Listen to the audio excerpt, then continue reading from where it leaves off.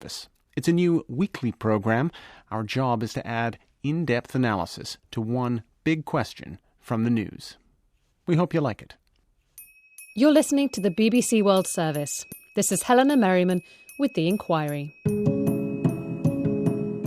This week, as world leaders consider tougher sanctions against Russia, we ask, are sanctions hurting President Putin?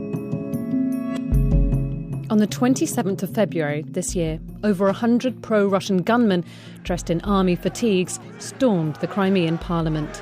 Heavily armed, they hoisted a Russian flag above the building. The next day, there were violent demonstrations outside. President Putin ordered his fighter jets to a state of high alert. Ukraine's acting president warned Russia not to intervene. Events moved quickly. Just over 2 weeks later, Crimea held a referendum. Organisers said 97% of voters chose to join Russia. Western leaders, including American Vice President Joe Biden, called it a sham.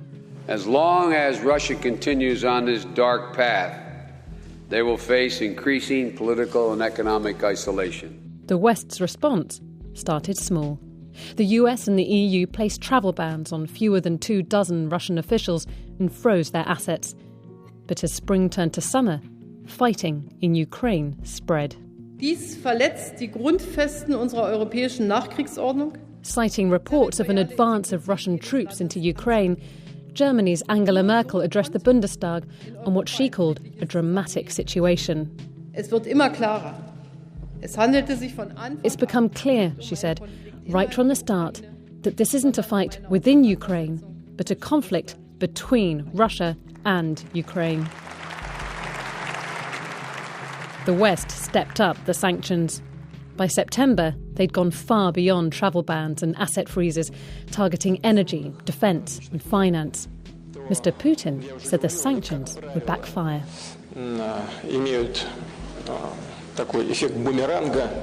They'll have a boomerang effect, he said. Singling out the United States, he added, I'm sure they will harm the long-term interests of the American people.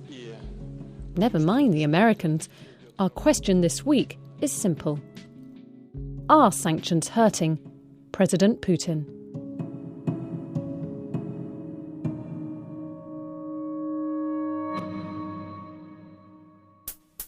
To answer that, we need to ask a separate question first. Are they hurting the Russian economy? Part 1. The numbers. Here's our first expert witness. When I was thinking about my professional experience, I was thinking about maybe being an architect. This is Natalia Orlova, telling me about a difficult career choice she made. You know, I was ending the school in the end of 80s, and it was very unstable, economically unstable times. So I would say being an economist was rather a safe haven, you know, at least to have some bread. Her career flourished. She's now one of Russia's top economists, working at Alfa Bank, a private bank in Russia. We definitely see a negative impact coming from the sanctions. Financial sector is the most vulnerable because state banks are prohibited to borrow from international markets directly, but they're also suffering from the fact that some of their clients are now prohibited to borrow from international markets. Although she's concerned about these direct sanctions, she's more worried about their indirect effect, or the knock-on effect, if you like. It's making foreign investors more wary. She calls these soft sanctions. These soft sanctions, I would say this is probably the main concern because first, it's not really officially known who will be most affected, or what will be the additional costs coming from this sanction. And this is very vague and very unpredictable area, which is generating a lot of fears and uncertainty and which is affecting, of course, perception of the Russian markets. So you're saying that people generally see it as more risky to finance Russian banks right now? Yeah, and as a result, Russian banks and companies are also, in a way, afraid to come to global markets. This matters because even before the sanctions came into effect, Russia's economy was in trouble. Growth was slowing. Now, Natalia Orlova fears sanctions will cement economic stagnation. Russia has to invest before being able to accelerate GDP growth.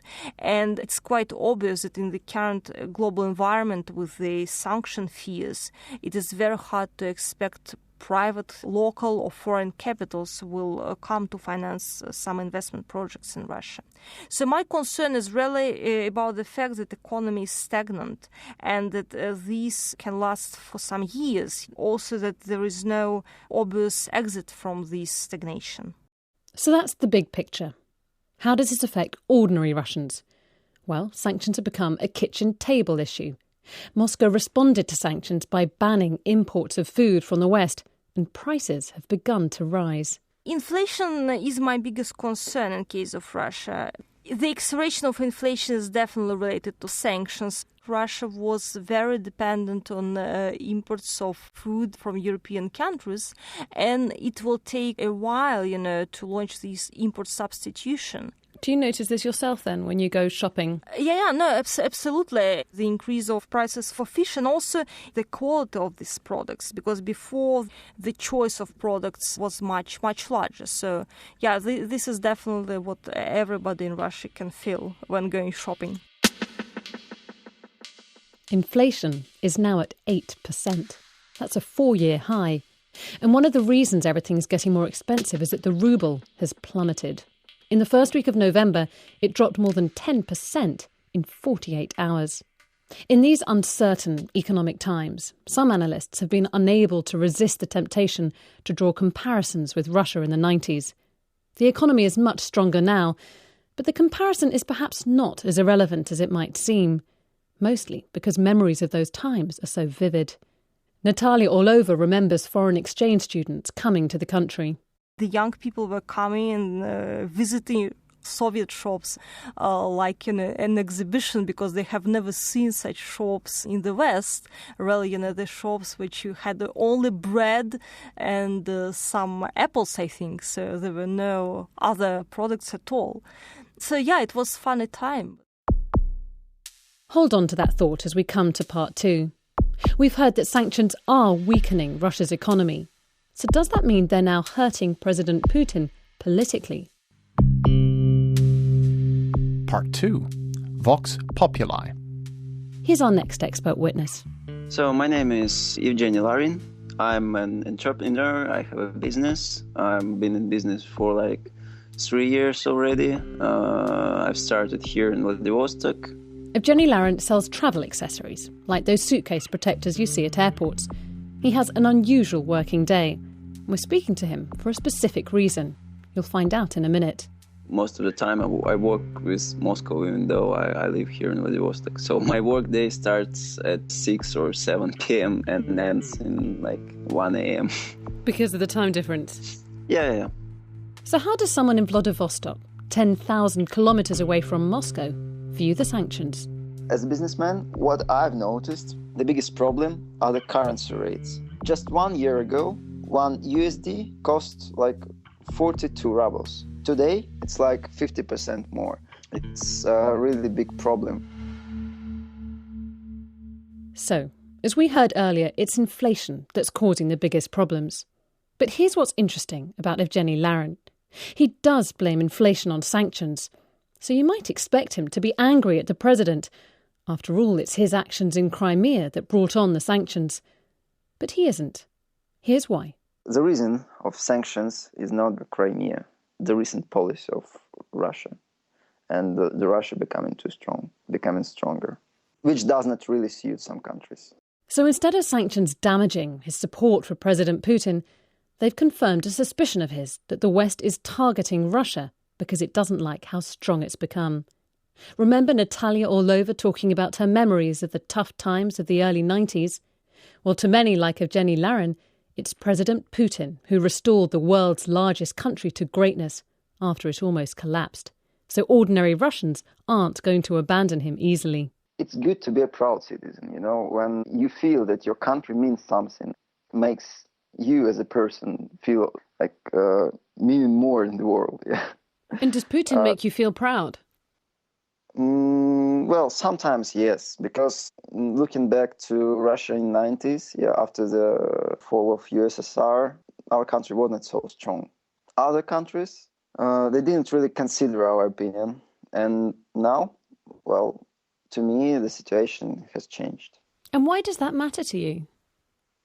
Well, just a question to you. You're a citizen of England, right? Yep. So would you prefer your country to be strong or to be weak? And would you prefer, as a human being, being looked upon or looked down? So that's the difference. And even if that comes at a cost, it's more important to have a strong Russia and a strong Putin, even if that means its economy weakens. Well, to me, that's more important. Because these problems with currency rates, they're temporary. But of course, this is just the view of one businessman. So why does it matter? Well, his views are typical of the vast majority of Russians. And it's for this reason that we introduce you to him. Take the recent poll carried out by the Levada Center, one of Russia's leading pollsters. It found that support for President Putin is currently at 88%. A big revival after the drop in his ratings over the last 6 years. In fact, the only other time his approval ratings have been this high was after the war with Georgia in 2008. There's just a game everyone is playing. Russia is playing its own game, trying to get stronger. Do you think Russia's playing it better than anyone else? Well, till now, yeah, I would say so. That's the reason so many Russians support Putin. You're listening to The Inquiry on the BBC World Service. We're asking whether sanctions are hurting President Putin. Our first expert witness, Natalia Orlova, says sanctions are hurting the economy. But we've also heard that this hasn't yet resulted in President Putin losing political support from ordinary Russians. And it's not just ordinary Russians. Some analysts argue that Russia's political elite are rallying round him, perhaps because they need him more than ever.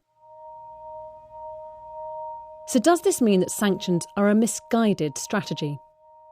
Part 3. Has the West got it wrong? Here's our next expert witness. When I worked in the Cabinet Office, Downing Street, when I left, I planted a tree.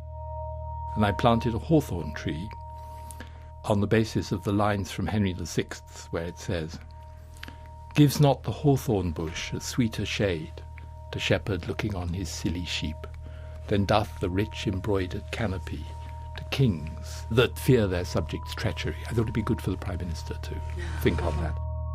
This is Sir Robert Cooper, a man who's made a career out of whispering thoughtful advice into the ears of world leaders. He's worked as a special advisor to the EU for many years, part of which involved designing sanctions. Well, they're hurting Russia. There's no doubt about that. Somebody's hurting. So he's in agreement with our first two expert witnesses there. But what's his view on whether they can hurt President Putin? Sanctions always take time. They're not instant. In the case of Russia, this is a big country, and it's a rich country, and it's got lots of resources, and it's got alternative places to sell things, and some alternative places to borrow money. So sanctions on their own are not going to bring it to its knees. On the other hand, they do give it an incentive to change. And what I haven't heard anybody say yet is exactly what the objective is. It's a good point.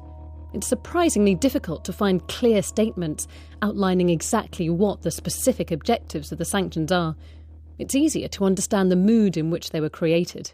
The sanctions came out of the outrage that people felt, absolutely, in my view, correctly, at the fact that Putin had broken half a dozen treaty commitments, the UN Charter, everything you can name, with the seizure of Crimea, and now with what is in practice a covert invasion of Ukraine. And this is stuff that's unacceptable. So doing nothing isn't a good idea, and starting a war isn't desirable either. So what do? Sanctions begin as an expression of outrage, but then I think you have to start thinking, clearly defining a little bit more what you want to get out of them. Sir Robert has his own ideas about what the point of the sanctions should be. What we want with Ukraine is actually we want the restoration of normal international behaviour, which means that you don't send your army out of uniform into somebody else's territory, you don't supply weapons to dissidents, all of those kind of things. Do you think these sanctions are tough enough? I think they're probably more than he expected, but I think we should be ready to do more. if he does more. Maybe we should just be ready to do more anyway, because this behavior is so unacceptable. People in Russia should understand that what's going on is not normal, that Russia is now making itself into an outlaw country by doing this. And that's a message that we need to get through over time. Who should that message get through to? Well, everybody. Do you mean in Russia? In Russia, yes, of course. But do they care? Russians don't appear to care about that. They care more about Putin being a strong leader. Well, that's the kind of adrenaline rush you get. After a while, people sober up. So, in the long run, I have some confidence that the Russian people will realize that this is not normal behavior. Do you think there's a risk that the sanctions could make Putin stronger? Yes. Sanctions are not a great policy either. I mean, they're better than war, but they're not great, because after they've gone on for a while, an industry of evading sanctions arises. And that is an industry which is very easily manipulated by people in that sort of half-world between crime and government. And there are probably one or two of those in Russia. So sanctions are a risky strategy, likely to work, if at all, only in the long term, with the danger of boosting criminal networks who manipulate the situation in the meantime. So perhaps we need to ask a different question now. Could sanctions ever hurt Mr. Putin? Part 4. Inside Putin's brain. Meet our final expert witness. When I came to a little supermarket in a tiny town outside Hanover, it was like a shock. I couldn't imagine that the supermarket can be like this. What did you see that surprised you? A lot of food. that was very simple. This is Fyodor Lukyanov. He's the editor of a Russian journal called Russia in Global Affairs. While Natalia Orlova was greeting foreign exchange students, marvelling at the lack of food in Russian supermarkets, Fyodor Lukyanov was on his first trip overseas to Germany. He went in 1989, just a few months before the Berlin Wall came down and a few years before the collapse of the Soviet Union. Now we have all this in Russia as well, but at that time it was really something unbelievable. It's another reminder of just how far Russia has come, from the national humiliation of the 1990s, regaining its status as one of the world's great powers just 20 years later. And Fyodor Lukyanov says this is one of the reasons sanctions are unlikely to influence Mr. Putin. Big and ambitious countries like Russia dislike very much to change line under pressure. And the more pressure, the less willingness to change it. So in this regard, I don't see any signs of Putin wanting to change his behavior vis-à-vis Ukraine, rather the opposite.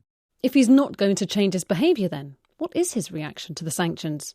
I would describe Putin's reaction to the sanctions as a bit fatalistic. So it's like a bad weather. We cannot do anything to that. That's a manifestation of their, Westerners' real attitude to Russia.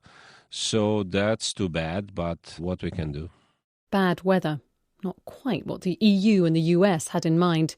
In fact, Mr. Lukyanov argues that the sanctions confirm President Putin's worldview. He basically believes, as many people in Russia do, that Cold War never ended.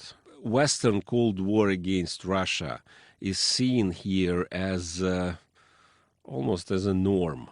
The normal thing is competition, rivalry, if not a real standoff. And this is, I would say, a widespread belief, and sanctions are just boldly confirming that.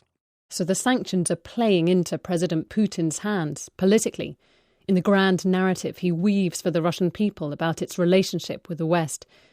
And there's another factor that means the sanctions could play into his hands. It's all to do with the timing. Economic crisis started in Russia well before sanctions were imposed and Ukrainian collision started. It's a very good excuse for our government how to explain to people why economic situation and living standard are deteriorating. And now it's a good opportunity for Putin to blame for shock not his own economic policy before, but sanctions imposed from the outside. In other words, the sanctions have hit at exactly the same time as Russia's economy was weakening, and they make a very convenient scapegoat. But Mr. Lukyanov does think they could pose a threat to Mr. Putin eventually. I can imagine that the real aim of sanctions, at least American ones, is not to change Putin's behavior on Ukraine, but to undermine regime and to achieve in the middle term or rather long-term perspective some profound changes inside Russia. So to impose sanctions and to keep them as long as possible, hoping that sooner or later it will generate some change. If so, then it might happen. Not in the short term, maybe not in the middle term, but in the long-term perspective. So, if sanctions do have the potential to harm the Russian president, is it just a question of how to make them tough enough? Here's what Sir Robert Cooper thinks the West could be looking at. Europe is the biggest importer of energy in the world, the biggest importer of Russian gas, certainly. So I think that we ought to be thinking about that. That's one big sanction. The other big sanction is to start refusing to use the international bank clearing systems for Russian transactions. These sanctions were applied to Iran with a devastating economic effect. Both of these are sanctions, if you were talking in military terms, you'd describe as being sort of nuclear weapon sanctions. So you need to be careful about using them, but I think we ought to be thinking about it. Do you know if those are being thought about yet? I think it's very likely, yes. Perhaps then, it's only those kinds of nuclear weapons sanctions that can really hurt President Putin. Western leaders are divided on how far to push him, so it looks unlikely they'll go nuclear anytime soon. But President Putin can't afford to rest easy. Even Evgeny Larin, Mr. Putin's staunch supporter in Vladivostok, accepts that at some point a failing economy could be too high a price to pay for a strong leader. If the situation will get worse and worse and the sanctions will get stronger and stronger, it might make me to reconsider my view.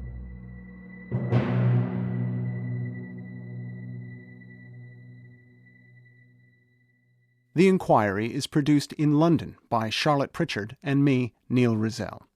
We want to know what you want to know, so demand an inquiry. Send your questions to the World Service Facebook page or message us on Twitter at BBC The Inquiry. The program is available as a free podcast too. You can catch up on earlier editions. We've looked at Islamic State and asked whether pandemics are inevitable.